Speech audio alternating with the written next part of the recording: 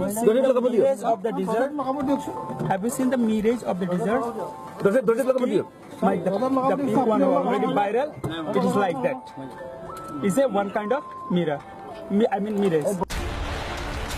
মৰুভূমিত মৰিচিকা বিচাৰিছে সংবাদ মাধ্যমৰ মুখামুখি হৈ নগাঁৱৰ যমুনামুখৰ হিজবুলৰ সদস্য কামৰুজ্জামানৰ এয়া আছিল সংবাদ মাধ্যমৰ সন্মুখত প্ৰথম প্ৰতিক্ৰিয়া কি কৈছিল কামৰুজে আকৌ এবাৰ শুনক Mirage of the desert.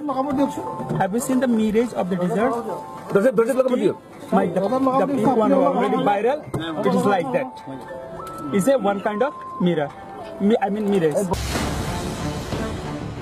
কামৰুজৰ এই ভাষ্যৰ পৰাই এটা কথা স্পষ্ট হ'ল অসম আৰক্ষীয়ে বিশেষ কোনো তথ্য উলিয়াব নোৱাৰিলে হিজবুল মুজাহিদিনৰ দুধৰ্ষ সদস্যজনৰ পৰা যোৱা 7 অক্টোবৰত অসমলৈ অনা হৈছিল কামৰুজ্জামানক 3 দিন জেৰা চলোৱাৰ পিছত বুধবাৰে উত্তৰ প্ৰদেশ আৰক্ষীৰ হাতত গতাই দিয়া হ'ল কামৰুজক 3 দিনৰ জেৰাত অসম আৰক্ষীয়ে কি পালে কামৰুজৰ পৰা কামৰুজ্জামানে যিখিনি ষ্টেটমেণ্ট দিছে সেইখিনি আমি গোটেই আগৰ 8জন ব্যক্তি যি এৰেষ্ট কৰা হৈছিল তেওঁলোকৰ ষ্টেটমেণ্টৰ লগত আমি ক্ৰছ ভেৰিফাই কৰিছোঁ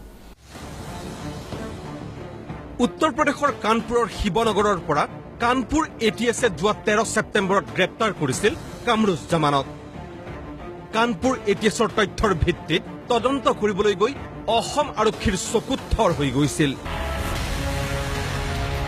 26/11ৰ মুম্বাই আক্ৰমণৰ দৰেই অসমতো আক্ৰমণৰ পৰিকল্পনা আছিল হিজবুলৰ